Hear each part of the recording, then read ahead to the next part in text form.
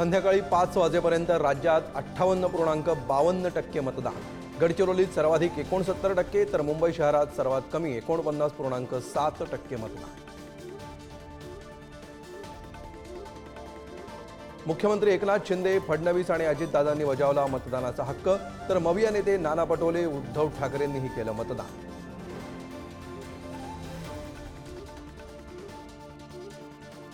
बारामतीत फेक मतदानाचा शरद पवारांच्या राष्ट्रवादीचा आरोप। युगेंद्र पवारांच्या मातोश्री शर्मिला पवारांचा अजितदादांच्या कार्यकर्त्यांनी धमकावल्याचा दावा, तर आरोपात तथ्य नाही, अजितदादांनी आरोप फेटाळले।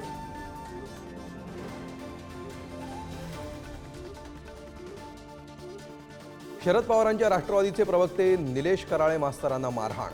भाजप कार्यकर्त्यांनी मारहाण केल्याचा कराळे मास्तरांचा आरोप।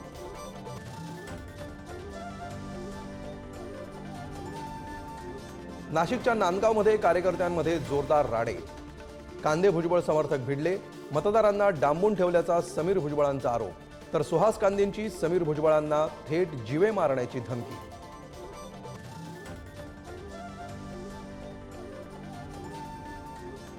परळी मतदारसंघामध्ये काही ठिकाणी ईव्हीएम मशीनची तोडफोड। शरद पवारांच्या राष्ट्रवादीच्या माधव जाधवांना मारहाण झाल्यामुळे कार्यकर्ते आक्रमक, तर केजमध्ये मतदान करण्यावरून 2 गटात हाणामारी। संभाजीनगरच्या सिल्लोडमधील घटंबरी गावामध्ये 2 गटात हाणामारी, तर धुळ्यातही भाजप वंचितच्या कार्यकर्त्यांमध्ये वाद।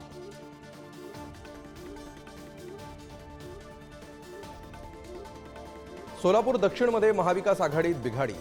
प्रणिती शिंदे, सुशीलकुमार शिंदेंचा अपक्ष उमेदवाराला पाठिंबा, ठाकरेंच्या सेनेच्या उमेदवाराऐवजी अपक्षाला पाठिंबा दिल्यामुळे वाद चव्हाट्यावर।